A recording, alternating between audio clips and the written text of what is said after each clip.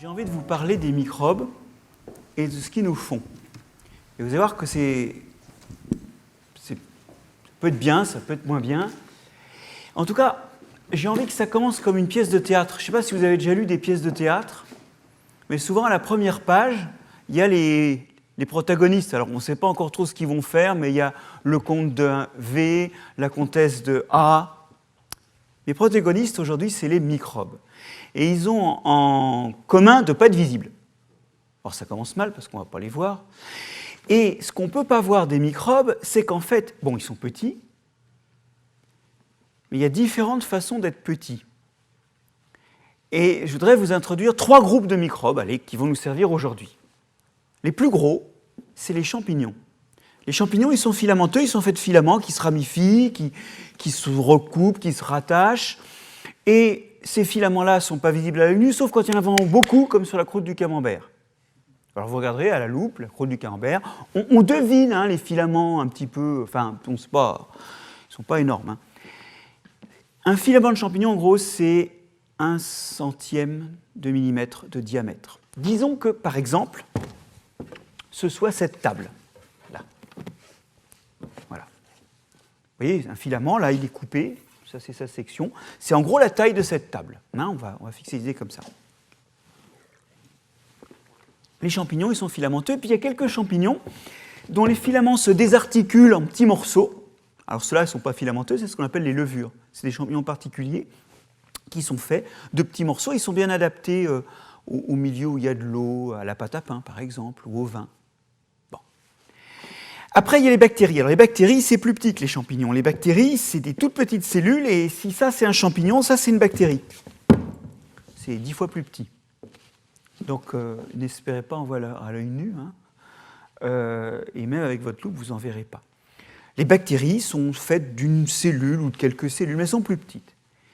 Et puis, il y a encore plus petit, c'est les virus. Alors, les virus, j'ai une pièce de 10 centimes, là, ça, c'est un virus, à l'échelle de ce qui précède. Bon.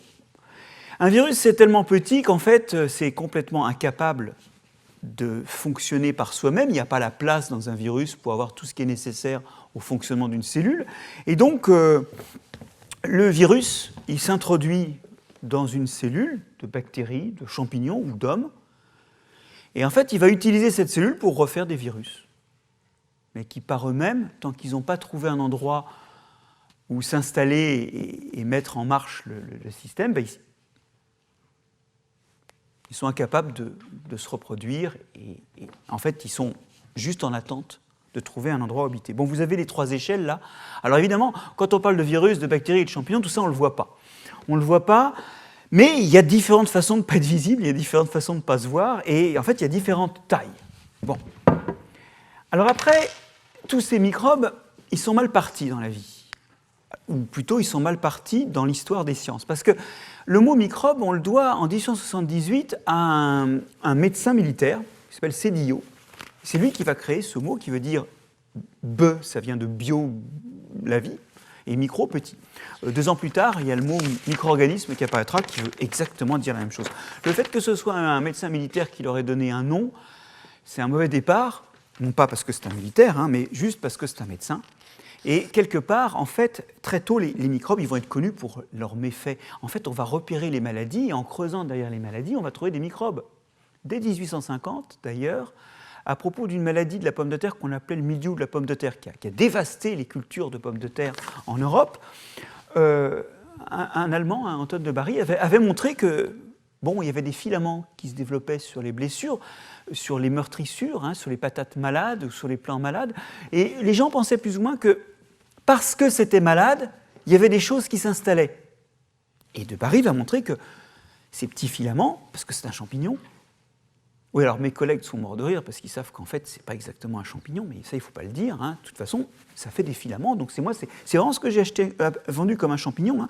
Et ces champignons-là, ils s'installent avant la maladie, et c'est eux qui provoquent la maladie. Et ça, ce n'était pas évident. Donc, on va déjà découvrir vers 1850 que les champignons rendent les plantes malades, et puis, évidemment, quand on commence à étudier les microbes à la fin du 19e, on découvre que c'est l'origine. Bon, l'an prochain, on célèbre Pasteur, on célèbre, je crois que c'est le 150aire de sa mort, non, ou de sa naissance. Merde, il va falloir que j'apprenne ça par cœur.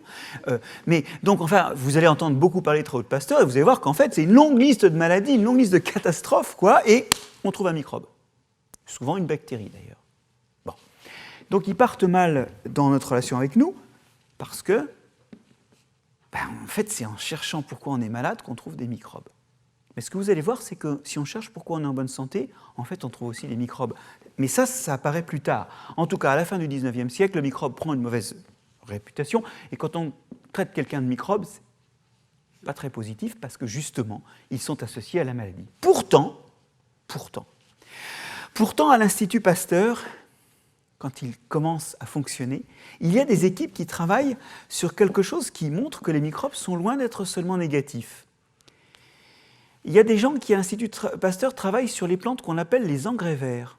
Je ne sais pas si vous avez entendu parler de ces plantes-là. C'est les plantes comme le trèfle, le pois, la luzerne, qui, quand on les cultive, le sol est enrichi en azote après, et c'est des choses qui fertilisent le sol.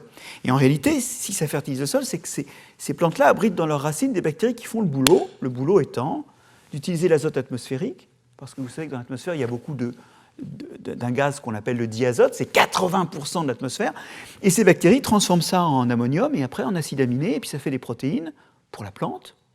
D'ailleurs, ces plantes-là, c'est les fameux protéagineux, ça donne des choses comme les haricots ou les fèves qui sont très riches en protéines.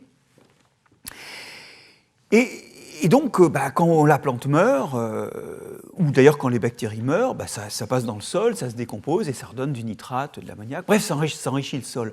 Et donc, dès le début, il y a quand même des gens qui ont travaillé sur des microbes qui étaient plutôt positifs. Parce que si vous réfléchissez à ça, ces microbes-là, ils aident les plantes à avoir plus d'azote, en exploitant l'atmosphère. Et puis d'autre part, ils nous permettent d'enrichir nos champs ou de manger des graines riches en azote, une fois de plus, les fèves, les pois, les lentilles. Donc, cette histoire, c'est surtout la vision que la société a des microbes, qui commence mal. Voilà, on a fini sur les protagonistes, et on peut en venir à la première partie de ce que je vais vous raconter.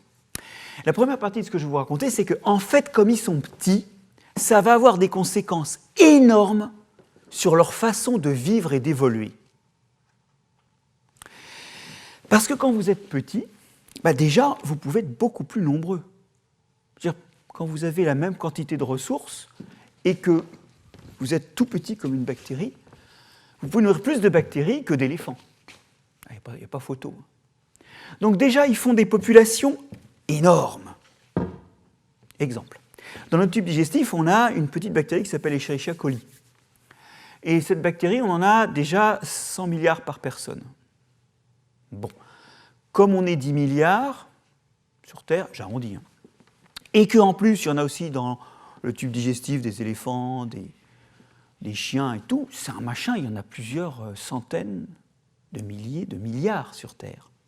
Vous y êtes ? Ça fait des populations énormes. Première chose. Deuxième chose, comme c'est petit, ça arrive plus vite au stade où ça peut se reproduire. Vous et moi, faire des gamins avant 12 ans, c'est dur. Bon, même après, c'est pas facile, mais ça prend quand même du temps avant d'arriver à s'être construit et passer à reproduire un nouvel individu. Quand vous êtes une bactérie, ça va beaucoup plus vite. Ça va beaucoup plus vite. Ça peut ne prendre que 20 minutes. Bon alors, on donne toujours ce chiffre. Moi, je connais des bactéries qui se divisent tous les 18 mois. Donc, ce n'est pas toujours aussi rapide. Ça dépend de l'espèce de bactérie. D'ailleurs, quand vous prenez un animal à poil comme un mammifère, entre la souris, l'homme et l'éléphant, il y a aussi des différences, d'accord ? Mais en moyenne, quand même, ils se reproduisent plus vite. Voilà. Alors, vous allez me dire, bon, d'accord, et après ? Eh bien, ça a une conséquence énorme. C'est qu'ils évoluent plus vite. Oui, parce que qu'est-ce qui nous fait changer dans l'évolution? Vous êtes d'accord que quand vous remontez dans l'histoire de l'homme, à un moment, il n'y a pas d'homo sapiens, il y a d'autres hommes. Si vous remontez un peu plus, vous avez des mammifères à poil, mais ce n'est plus du tout des hommes. Et puis si vous remontez un peu plus, vous avez des ancêtres qui ressemblent à des poissons. Donc, tous, on évolue, tous, on change. Et qu'est-ce qui fait qu'on change? Eh bien, c'est deux choses. La première chose que nous partageons avec les microbes, c'est les mutations. C'est-à-dire qu'il il y a des petits accidents qui font que l'ADN, à un moment, est un peu différent.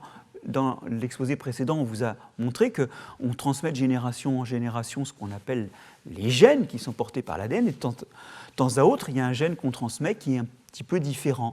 Alors, cette différence, bon, elle peut être complètement inutile, ça peut être une maladie génétique, et donc là, c'est plutôt pas bon, mais ça peut être aussi une différence qui vous adapte, enfin, qui vous rend plus efficace, plus capable de vivre, notamment, éventuellement, plus capable de vivre dans un monde qui a un petit peu changé, genre le climat, par exemple.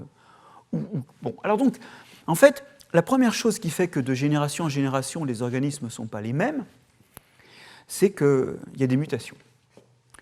Et puis, une deuxième chose, alors là, il y a, pour le coup, les organismes comme nous, comme les plantes, on a un petit plus par rapport aux microbes, c'est que nous, quand on se reproduit, on ne se contente pas de se diviser en deux. Vous avez repéré qu'avant de faire des enfants, ça prend un certain temps. D'ailleurs, c'est un truc qui ralentit encore le processus et le rend plus difficile, c'est qu'il faut trouver un partenaire. Alors, si vous n'êtes pas au courant de cette histoire-là, je vous encourage à poser des questions à vos voisins. Mais le truc, c'est que donc, en fait, quand nous on fait un enfant, il va hériter d'une partie de nos gènes et d'une partie des gènes du partenaire. Vous savez bien que nos enfants nous ressemblent, mais en fait, des fois, quand on les regarde bien, ils sont désespérément différents de nous. Et c'est parce qu'en fait, ils mélangent une partie des gènes d'un des parents et de l'autre. Et donc, ça, c'est une deuxième façon de changer, mais qui est propre aux gros organismes comme nous, c'est que nous, quand on fait des descendants, ils sont différents de nous parce qu'ils ont une partie seulement de nos gènes et une partie des gènes de notre partenaire. Alors vous allez me dire, bon, ça c'est génial, parce que ça veut dire que nous, on évolue plus vite que les microbes, puisque non seulement nous, on a des mutations, comme eux, mais en plus de ces mutations, nous, on a cette espèce de touillage de gènes là, qui fait qu'on change à chaque génération. Ah oui, mais non. Non, non, non, non, non. Non, c'est eux qui évoluent plus vite. Pourquoi ? Parce qu'ils ont beau n'avoir accès qu'aux mutations, ils font plus de petits, ils se reproduisent plus vite. Et donc l'apparition d'individus nouveaux, ça se fait plus fréquemment chez eux que chez nous, parce que le temps que moi je me reproduise, les fameuses bactéries dont je vous ai parlé dans mon tube digestif, c'est des milliers de générations qu'elles ont eues. Des milliers de fois où elles ont pu générer un descendant un peu différent. Donc, en fait, ils ont beaucoup plus... Ils évoluent plus vite, ils font des individus différents beaucoup plus vite parce que, un, ils se reproduisent plus fréquemment, et deux, ils sont énormément plus nombreux. Ben oui, si vous avez une certaine probabilité d'avoir un accident génétique qu'on appelle une mutation, qu'elle soit bonne ou mauvaise, si vous êtes 2, il y a peu de chances qu'il y en ait un qui mute. Si vous êtes 30 millions, ben il y en aura une dizaine de milliers qui auront eu un accident. Plus on est nombreux, plus il y a de chances qu'une mutation soit arrivée, vous y êtes. C'est comme quand on joue à pile ou face. Si on joue une seule fois, eh ben merde, c'est pile. C'est pas face. Si je joue 200 fois, j'aurai quand même la face de la pièce que je veux. Vous y êtes. En fait, ils ont plus d'opportunités de changer. Donc, ils évoluent plus vite que nous. Et cela alors même que nous avons en plus de la mutation une autre façon de faire des individus différents et donc de changer dans le temps. Et ça va être la source de tout ce qui va suivre. Alors, je vous ai présenté nos protagonistes, c'est les microbes. J'ai essayé de vous convaincre qu'ils évoluaient plus vite que nous parce qu'ils se reproduisent plus vite et puis parce qu'ils sont plus nombreux et que donc ils ont plus de chances qu'il leur arrive des mutations dont certaines peuvent leur être favorables, d'autres défavorables. Et maintenant, cette évolution, je vais vous raconter ce qu'elle fait à l'homme. Et je voudrais commencer en vous parlant de nos complices, c'est-à-dire en vous parlant de ces microbes, dont l'évolution nous a servi. Ben oui, parce que ces microbes, ils évoluent en grand nombre, ils deviennent extraordinairement différents, ils vont explorer une gamme de possibles, de moyens de vie, de capacités génétiques, de production de molécules énormes, et figurez-vous que dans notre évolution à nous, mais dans l'évolution de tous les organismes vivants d'ailleurs, c'est vrai pour les plantes aussi cette histoire-là, eh bien il est arrivé qu'on recrute des microbes pour faire le boulot. D'ailleurs, j'ai donné un exemple. Je vous ai raconté comment des plantes qu'on appelle les engrais verts, elles ne sont absolument pas des engrais verts en elles-mêmes, elles embauchent des bactéries pour faire le travail. Et donc, quelque part, si les légumineuses sont des engrais verts, c'est parce qu'elles ont recruté les bactéries et quelque chose que les bactéries avaient inventé dans leur évolution. Alors vous allez me dire, c'est sympa ton histoire de plante, mais moi je ne suis pas un trèfle, je ne suis pas une luzerne. Eh bien si, parce que vous aussi, vous êtes plein de microbes. Alors, c'est quelque chose maintenant qui a été popularisé, et ce que je vais vous raconter ne va pas vous étonner. Vous savez qu'on est plein de microbes, on appelle même ça le microbiote, hein. Il y a un nom qui a été qui est assez popularisé à ce propos-là. Hein. Et en fait, ce microbiote, c'est nos complices. Alors, où sont les microbes en nous? Alors, c'est simple, hein, alors, c'est un point discuté, mais il semblerait qu'il n'y en ait pas trop dans nos tissus eux-mêmes, hein, dans nos muscles ou dans notre sang. Et s'il y en a, il n'y en a pas beaucoup. Non, ils sont surtout sur les surfaces, comme celle de notre peau, dans les cavités, le nez, la cavité des oreilles, le vagin. Et puis dans une cavité qui est en fait un trou de milieu extérieur, un tunnel de milieu extérieur qui nous traverse, c'est le tube digestif. C'est dans le tube digestif qu'ils sont le plus nombreux. En fait, dans le tube digestif, on compte que vous avez autant de bactéries que vous avez de cellules humaines. Alors, c'est un chiffre qui peut paraître impressionnant, mais rappelez-vous que les bactéries sont petites. Nous, nos cellules sont à peu près de la taille des cellules de champignons. Donc autant de bactéries que de cellules humaines, ça fait 1,5 kg. C'est le contenu du tube digestif en gros, qui, quand on est vers la fin du tube digestif, contient 3/4 de bactéries, quoi. Bon. Mais enfin, après, on en a aussi sur la peau. Alors sur la peau, on en a 10 fois moins, mais une peau même bien lavée, hein, voilà, c'est une main, c'est plusieurs centaines de millions de bactéries. Une poignée de main, c'est 1 million à 10 millions de bactéries échangées entre les gens qui se serrent la main.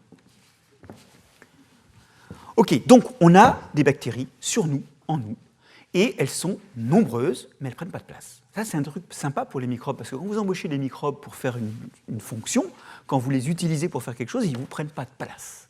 Ils sont petits. On a d'ailleurs quelques levures aussi. Vous savez, c'est ces champignons dont les filaments se désagrègent en petits morceaux, et on en a aussi dans le tube digestif, ou sur la peau. Bon. Sur la peau, on en a notamment... Alors, normalement, elles sont sympas, mais quand elles prolifèrent, c'est elles qui font... Vous savez, des fois, on a des rougeurs à la base du nez ou des pellicules. C'est les malacésias qui font ça. C'est des levures qu'on a sur la peau. En petite quantité, c'est une bonne nouvelle, je vous expliquerai pourquoi. En grande quantité, certaines ne sont pas très positives. Alors, j'ai raconté les protagonistes, je sais où ils sont, mais je ne sais toujours pas pourquoi je me suis enthousiasmé en disant qu'ils étaient sympas. Quel est leur rôle? Alors, il faut que vous compreniez que ce rôle, il a émergé ces dernières années et qu'un truc qui était vraiment utile pour ça, c'est qu'on a pu faire des misères à des souris et en élever certaines dans des cages où il n'y a absolument pas de bactéries. Et donc, de génération en génération, elles se reproduisent, mais elles n'ont jamais vu de bactéries, ni leur mère, ni leur arrière-grand-mère. Alors, je sais, pour avoir discuté avec quelqu'un du colloque, donc, que je ne vois pas dans la salle, que certains ont des doutes sur la qualité de ces contrôles, comme on dit techniquement. Mais enfin, le truc, c'est que vous pouvez comparer ces souris avec des souris normales, qui sont donc des souris accompagnées de microbes, et là, vous vous apercevez qu'il y a des tas de désastres. Et ces désastres, en fait, ça marche mal, une souris comme ça. Et ces désastres nous expliquent en creux qu'est-ce qui se passe quand les microbes sont là. Quand les microbes sont là, la première chose qu'ils font, c'est de nous protéger. Et vous savez, comme ils mangent sur nous des débris de peau, une partie de nos aliments, en fait, ils protègent leur garde-manger. Hein. C'est pas de la gentillesse, c'est juste que plus ils protègent leur garde-manger, mieux ils survivent. Plus ils ont de petits. Voilà. Et donc, par exemple, sur la peau, eh bien, 20% d'entre vous sont porteurs du staphylocoque doré, alors même que moins de 1% d'entre vous auront un jour une maladie liée au staphylocoque doré. Pourquoi? Parce qu'en fait, votre staphylocoque doré sur la peau, qui est un microbe qui essaie de proliférer, il est entouré de plein d'autres microbes qui l'empêchent de proliférer et qui bloquent son développement. Je vous donne 2 exemples. Dans le nez, par exemple, il y a un autre staphylocoque qu'on appelle le staphylocoque de Lion, alors devinez où est-ce qu'il a été découvert, et qui produit une molécule qui s'appelle la lugdunine. Alors pour ceux qui ont un peu de latin, c'est le nom de Lyon en latin, donc là vous comprenez que l'équipe lyonnaise en question est très fière d'habiter à Lyon. Et cet antibiotique, il empêche la division du staphylocoque doré, il empêche les cellules de se diviser. Bon, c'est pas génial, parce que le truc grandit puis finit par exploser, quoi, parce qu'il n'arrive pas à se diviser. Sur la peau, les staphylocoques dorés sur la peau, comment ils s'agrippent à la peau? Ils font des petites plaques, ils font des groupes bien serrés entre eux et bien adhérents à la peau grâce à des protéines qui sont à leur surface. Et les Malacésia dont je vous parlais tout à l'heure, elles digèrent la peau, alors d'une façon qui est normalement pas grave, et quand c'est trop digéré, ça fait des pellicules et des rougeurs, en émettant des enzymes qui découpent les protéines pour s'en nourrir. Bon, normalement ça découpe les protéines de peau, mais là, ça va découper les protéines qui permettent aux staphylocoques dorés d'adhérer entre eux et d'adhérer à la peau. Du coup, au lieu de faire des croûtes qui sont résistantes au frottement, et aussi qui font qu'en masse, comme ça, si jamais il y a des produits chimiques, ceux de l'extérieur ils meurent, mais ceux du centre, c'est la technique de la tortue chez les Romains, dans l'armée romaine, ceux du centre ils survivent. Au lieu d'être capables de faire des groupes qui résistent, ils crèvent. Donc, si vous voulez, en fait, le staphylocoque doré, c'est pas grave de l'avoir. La question, c'est avec qui il est. Et c'est vrai qu'aujourd'hui, on a des peaux trop propres, et la dermatite atopique qu'ont beaucoup d'enfants, plus de 30% des enfants de la dermatite atopique aujourd'hui, ou l'eczéma, sont souvent dus à des proliférations de staphylocoques dorés qui sont un peu hors de contrôle parce que le reste de la peau est trop propre, il n'y a pas tous les autres qui les calment un peu d'habitude. Bon, protection, ça c'est la première chose. Deuxième chose, dans le tube digestif, nutrition. Oui, ces bactéries, elles nous aident à manger de 3 façons. La première, c'est qu'elles digèrent aussi, parce qu'elles mangent, donc elles sont capables d'attaquer les aliments pour en faire des petits morceaux qui peuvent rentrer dans les cellules. Et quand vous faites ça, bien sûr, la bactérie qui attaque ça, elle va essayer de récupérer tous les petits morceaux, mais il y a des morceaux qui vont s'en aller et ça profite à nos cellules. Par exemple, je ne sais pas si vous connaissez le nori. Le nori, c'est la partie noire qu'il y a autour des makis dans les restaurants japonais. C'est fait avec une algue rouge, qui quand elle est séchée, est plus rouge. Ça a un fort goût de mer d'ailleurs. Ça s'achète dans le commerce. Et c'est assez indigeste pour l'homme parce qu'on n'est pas capable de décomposer les molécules qui constituent cette algue rouge. Sauf que les Japonais, eux, ils ont une bactérie, la Bacteroidetes plebeius, qui est une bactérie qui a, pour faire simple, qui vit sur les algues rouges et qui les bouffe, quand elles meurent au moins, et qui s'est introduite dans le tube digestif et qui les aide à digérer ça. Et donc, dans ces cas-là, la bactérie attaque le nori, elle s'en nourrit un petit peu, mais il y a des petits morceaux qui passent dans l'homme. Donc ça aide à digérer. La deuxième chose, c'est que ça fait des vitamines. Oui, mes fameuses souris qui vivent sans bactéries, il faut leur donner tous les mois des pilules de vitamines parce que sinon elles ont des déficits vitaminiques. Et ce que ça veut dire, c'est qu'en fait, les bactéries, elles sont pleines de vitamines aussi. De temps à autre, il y en a une qui explose. Soit parce qu'il y en a une qui lui a tapé sur la tête, oui, parce qu'elle s'entretue un petit peu, elle s'envoie des antibiotiques, on l'a dit à l'instant. Donc soit il y en a une qui explose par accident parce qu'elle se fait broyer entre 2 particules alimentaires, soit il y en a une qui explose parce qu'elle se fait taper sur la tête par une autre, bref, elles finissent par libérer leur contenu, une partie d'entre elles, et dans ce contenu, il y a des vitamines qui complètent les vitamines que nous avons prises dans nos aliments. Puis la dernière chose que font les bactéries, c'est qu'elles font des déchets. Alors ces déchets, je suis désolé, c'est l'odeur d'épais, c'est ce qu'on appelle des acides gras volatiles, du butyrate, du propionate, de l'acétate, de l'acide isovalérique, du valérate, de l'acide valérique, enfin des trucs qui puent. Bon, voilà. Mais n'imaginez pas que tout sort par des pets. Une grande partie passe juste dans l'organisme. Ben oui. D'ailleurs, on en retrouve dans l'air qu'on exhale, mais en petite quantité. En petite quantité, heureusement. Donc, normalement, l'air exhalé ne se sent pas aussi mauvais qu'un paix, mais surtout, au passage, nos cellules utilisent le butyrate, notamment les cellules de l'intestin. Nos cellules du foie utilisent l'acétate, elles en refont du sucre. Donc, en fait, 5 à 10% de nos besoins énergétiques sont couverts par ces déchets de bactéries. Et ceux qui sortent dans un paix, c'est beaucoup d'énergie perdue surtout. Et il faut réaliser donc que, vous voyez, il y a une contribution à notre alimentation en aidant à digérer, en faisant des vitamines et en faisant des déchets qui sont en partie réutilisables par nos cellules.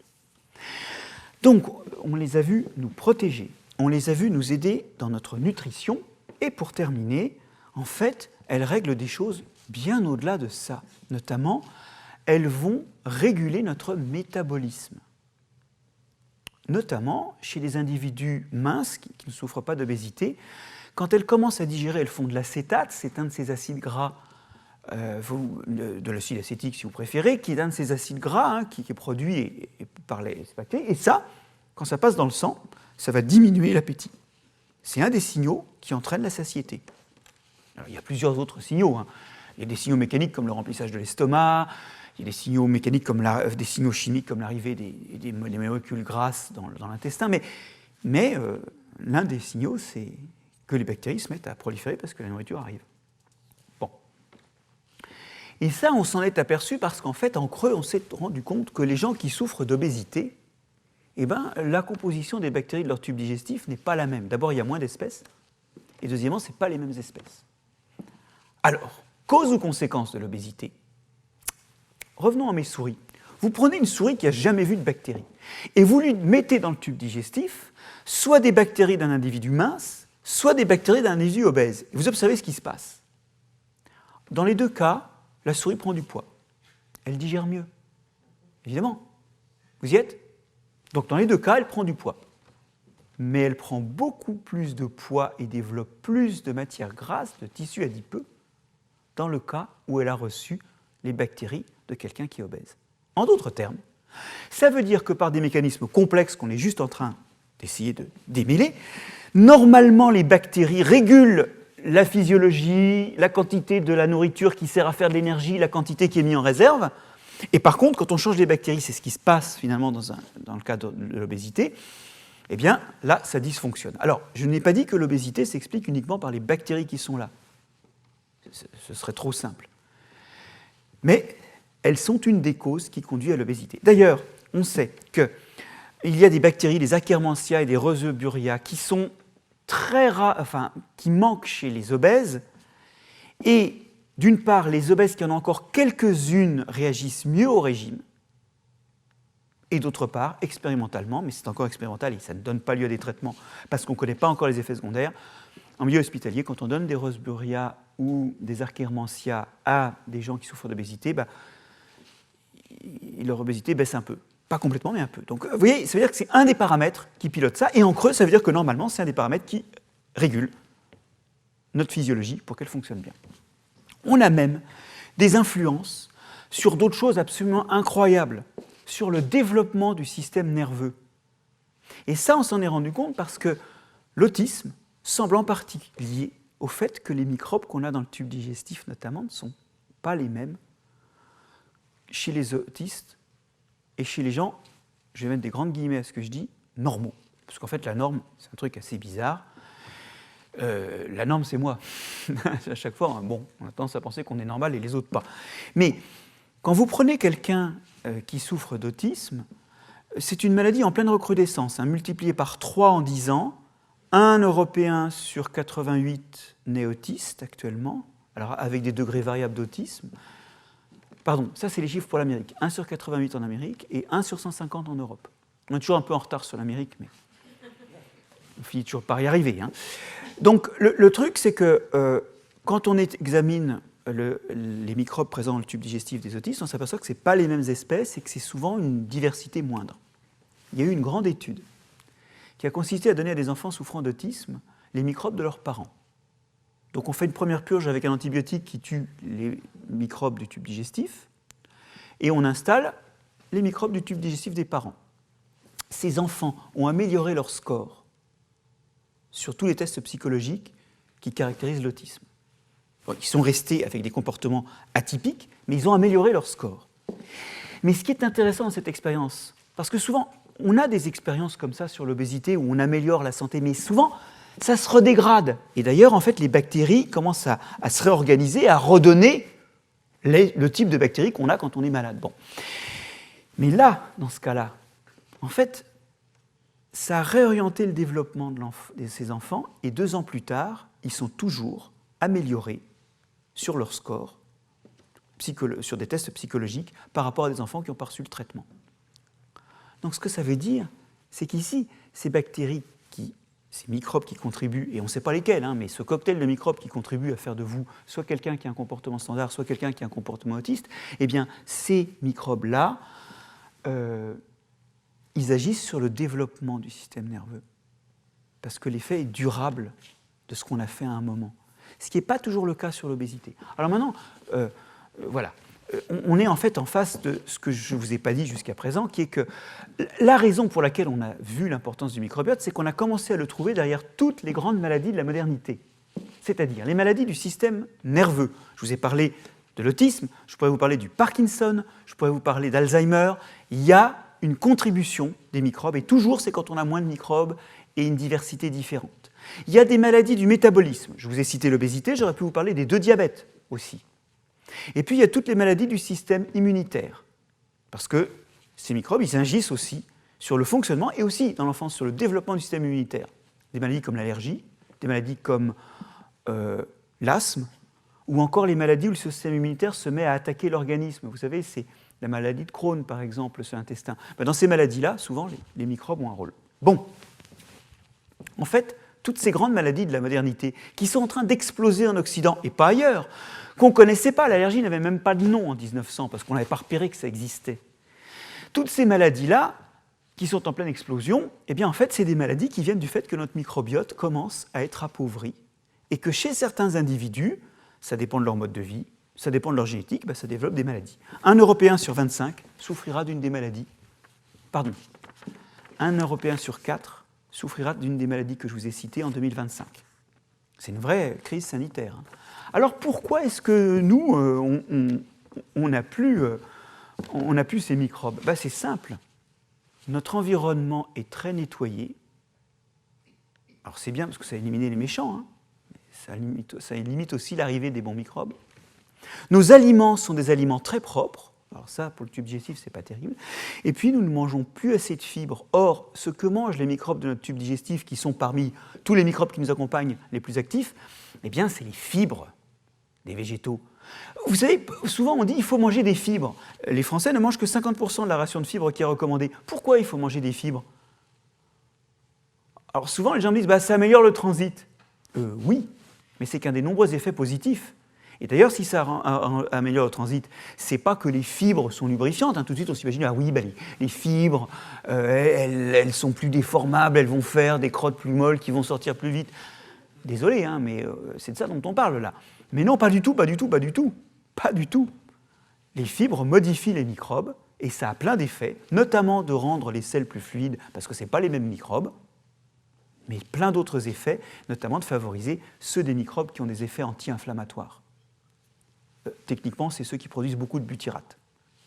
Bon, donc si vous voulez, le truc, c'est qu'on s'est appauvri, et on sait qu'on s'est appauvri parce que quand on compare le contenu du tube digestif d'un Européen à un tube digestif de Yanomami, les Yanomami, c'est une tribu qui vit en Amazonie et qui vit à l'ancienne, qui n'a aucun contact avec les Occidentaux, on s'aperçoit qu'ils ont entre 1,5 fois et 2 fois plus d'espèces de bactéries dans le tube digestif.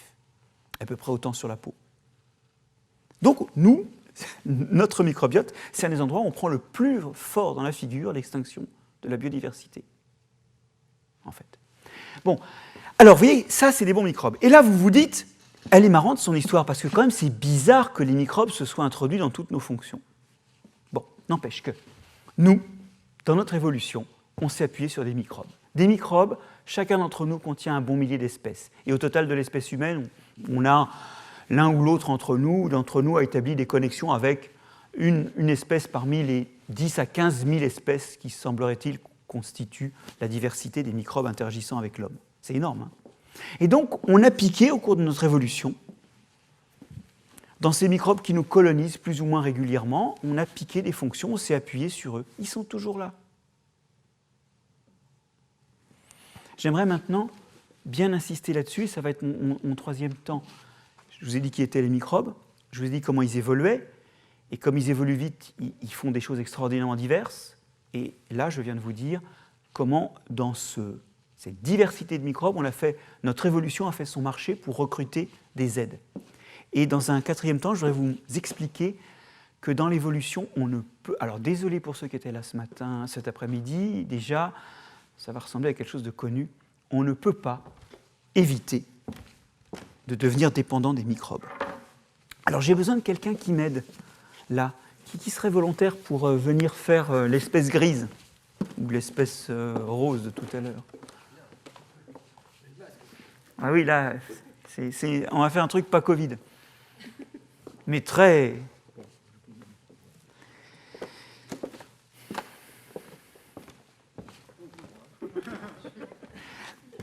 Alors, bon, on est des représentants de deux espèces différentes, et ces deux espèces, au début de leur histoire, vivent pas du tout dans le même milieu. Bon, mettons que pour une raison ou pour une autre, ces espèces vivent ensemble. Alors, je ne sais pas, moi, par exemple, je suis une bactérie du tube digestif, et ceci est un organisme, voilà, c'est le tube digestif. Bon, ou alors, on est tous les deux une maladie d'une autre espèce. Oui. Et donc, on est toujours ensemble. Et on va donc se mettre toujours ensemble. Étudions la capacité à se tenir dressé. À ce stade, hein, on est autonome. Mais si on est absolument toujours ensemble, une mutation comme ça peut apparaître. Moi, je suis complètement instable, hein, si je n'ai pas mon voisin. Inutile de faire la preuve de ça, d'ailleurs. Alors, d'ailleurs, le voisin aussi peut muter. Voilà. C'est un peu plus dur, mais voilà, il ne faut pas hésiter à s'entre... Voilà.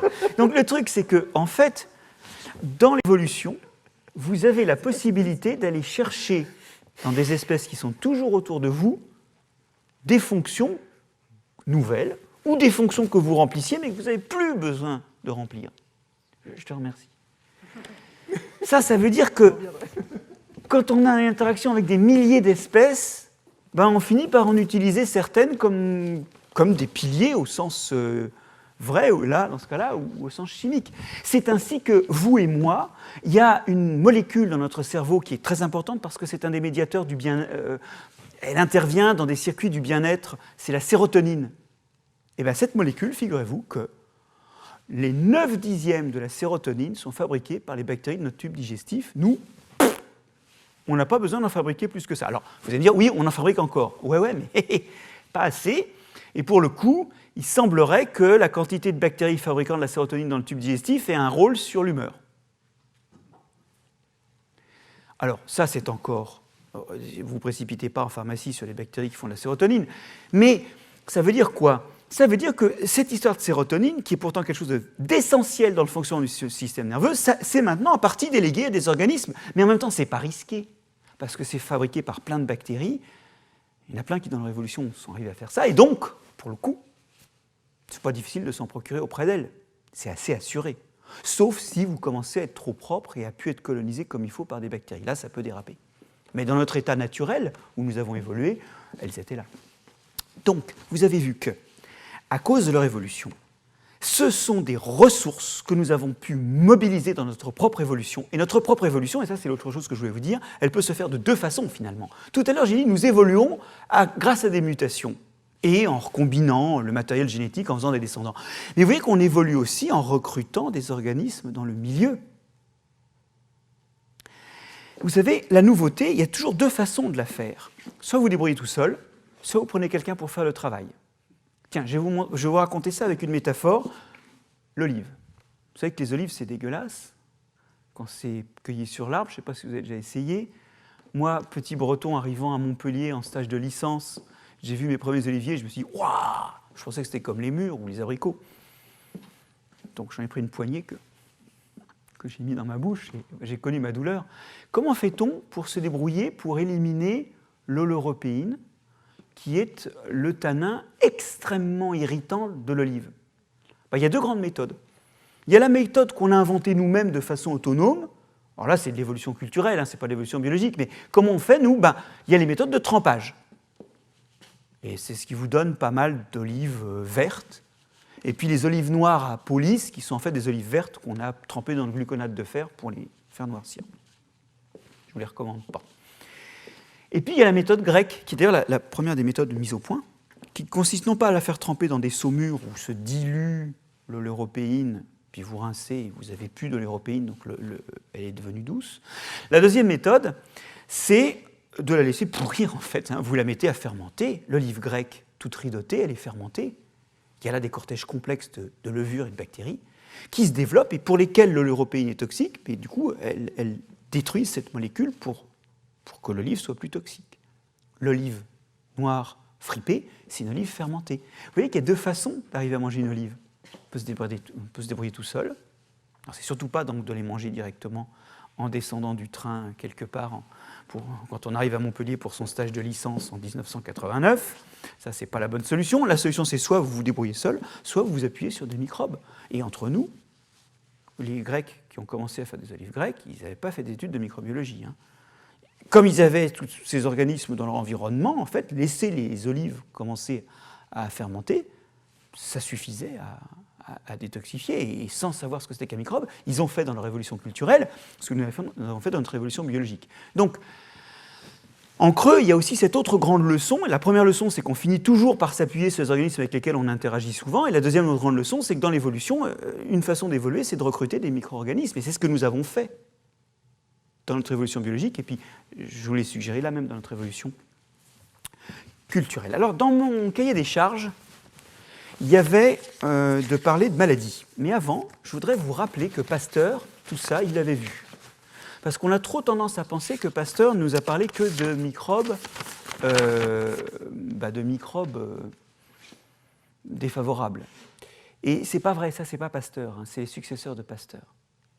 Pasteur, à l'Institut Pasteur, il a laissé des gens étudier les fameuses bactéries qui, sur les trèfles, les luzernes et autres, permettaient de faire de l'azote.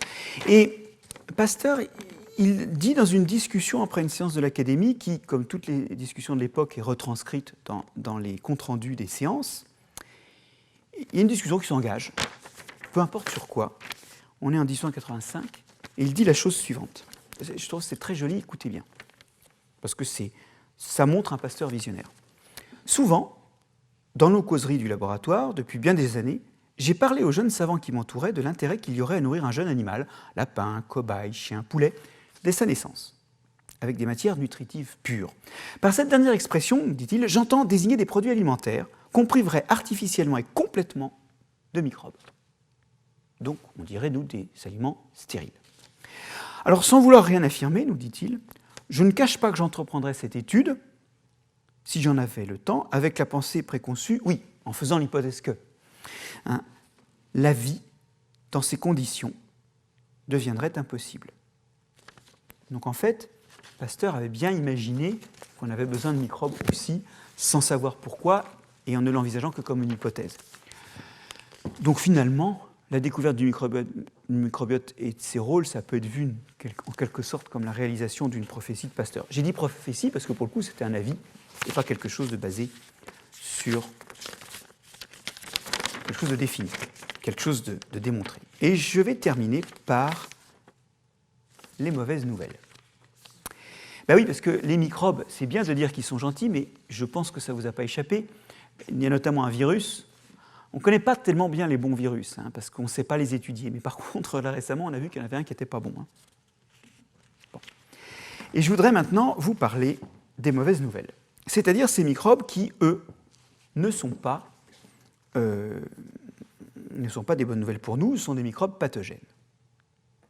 Alors là, vous comprenez qu'en fait, pour un microbiologiste, la terreur, c'est les microbes. Surtout quand ils sont très petits, parce qu'ils se reproduisent encore plus vite et ils évoluent plus vite. Et plus ils évoluent vite, plus ils peuvent trouver une stratégie capable de nous abîmer,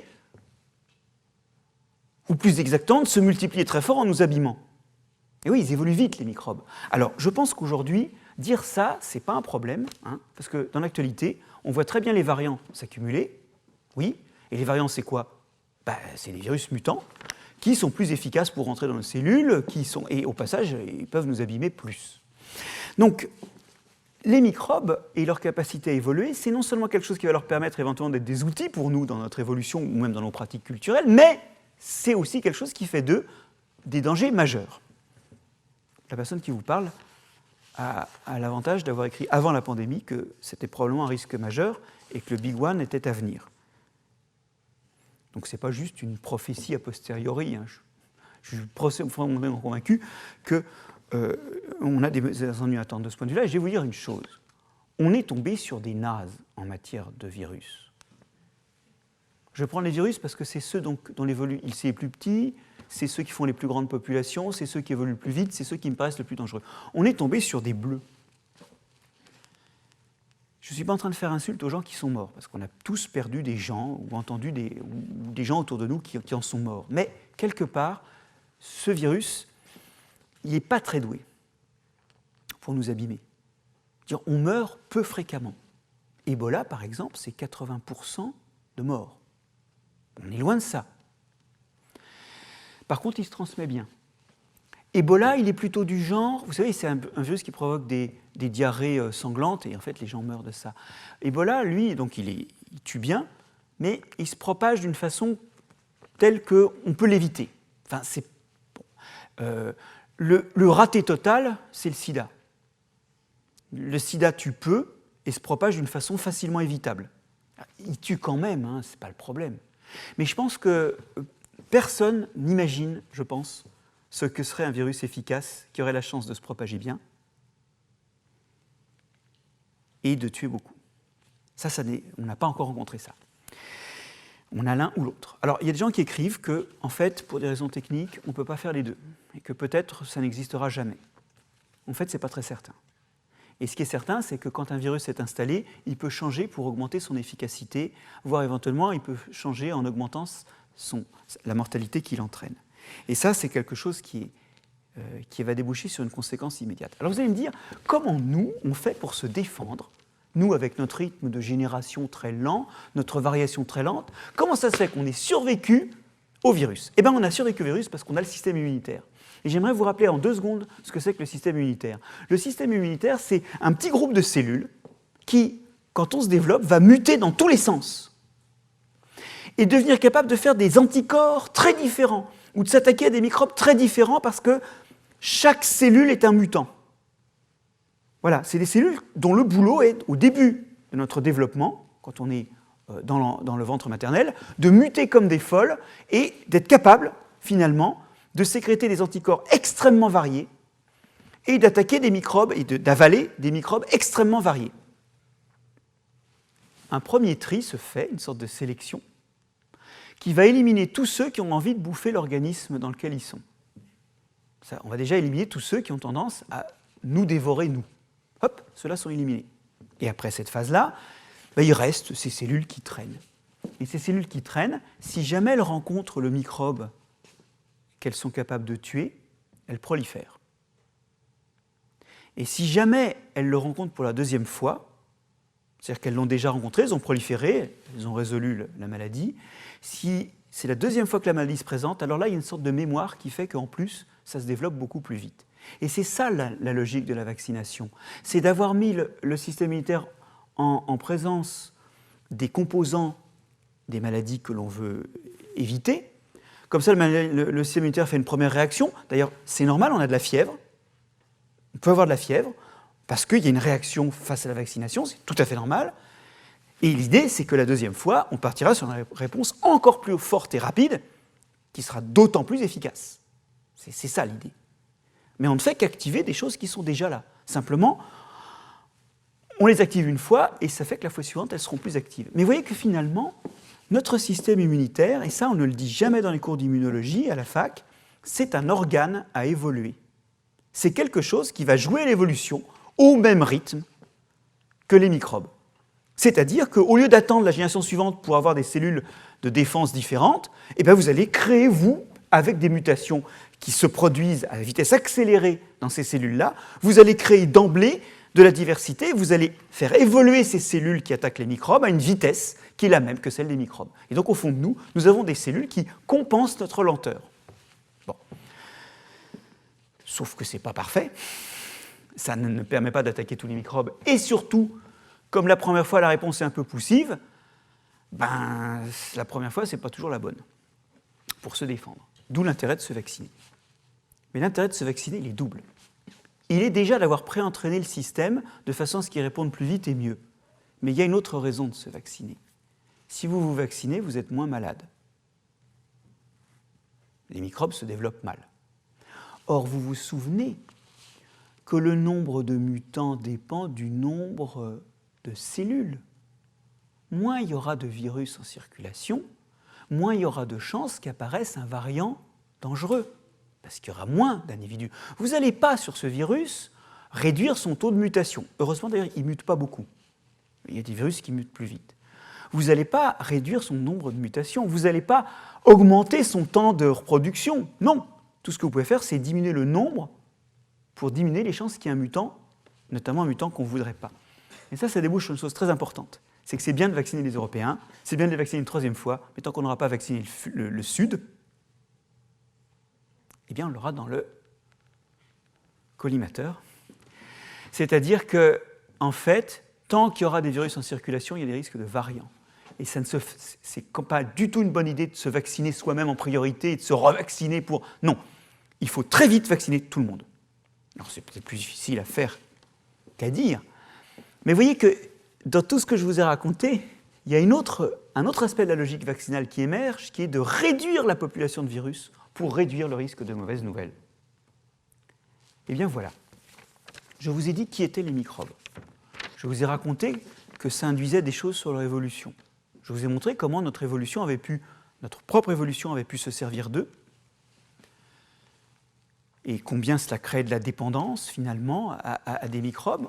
Mais en même temps, je ne vous ai pas caché qu'il y avait de mauvaises nouvelles. Et finalement, j'en suis arrivé à cette idée que notre organisme était un peu adapté à ce rythme de génération avec le système immunitaire et qu'on pouvait aider le système immunitaire par le biais de la vaccination. Et voilà, c'est presque fini, je vais conclure. Sur l'idée que les microbes, c'est comme la biodiversité. C'est ni bon ni mauvais. Bon ou mauvais, c'est des critères anthropiques, c'est des trucs, voilà, un pain est bon ou pas bon, une peinture est bonne ou pas bonne, ça c'est des avis. Hein. La biodiversité, ça existe, point. S'il n'y a pas de chauve-souris, on n'en serait pas emmerdé par les coronavirus. Bon, ok, donc la biodiversité, ce n'est pas nécessairement bon, c'est là. Simplement, dans cette biodiversité, on peut se servir d'un certain nombre de choses, et si on a une bonne vision de ce que c'est et de comment évoluent les organismes, on peut éviter les mauvaises nouvelles. L'évolution, ce n'est pas une option, c'est juste une façon de mieux gérer le monde, et notamment les maladies, de mieux les comprendre. Deuxième chose, je vous ai dit que ces microbes étaient partout, que nous vivons sur un océan de microbes. C'est l'essentiel du monde, hein. Le monde c'est fait que de microbes, simplement on est trop gros pour le voir. Et c'est un océan sur lequel nous sommes parfois abordés par des bonnes nouvelles ou des mauvaises nouvelles. Pour les mauvaises nouvelles, hein, il faut quand même savoir qu'il y a 400 nouvelles pathologies transmissibles par des microbes qui ont été documentées en 50 ans. Les mauvaises nouvelles arrivent à grande vitesse, Dieu merci, la plupart du temps, ce n'est pas des maladies qui se transmettent bien, donc on n'entend pas trop parler. Ni bon ni mauvais, présents partout, et surtout, ils savent évoluer. Le monde est un océan de microbes sur lequel nous flottons, mais dans cet océan, il y a quelques glaçons, quelques icebergs, contre lesquels on peut se fracasser. Dieu merci, nous avons notre système immunitaire, nous avons été dotés par notre évolution de moyens de lutte, et notre évolution culturelle, la maîtrise du vaccin, nous permet d'augmenter l'efficacité de cette défense naturelle.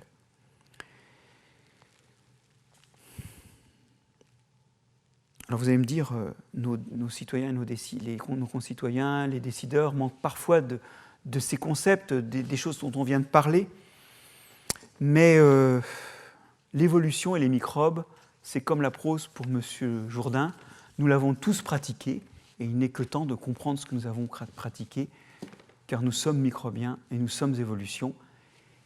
Pour l'instant, ça sert surtout à nous annoncer des mauvaises nouvelles ou à les comprendre, mais si on prend vraiment ça à bras le corps, demain ça peut soulever des montagnes, notamment améliorer la santé. Et c'est ça que je voulais vous raconter ce soir.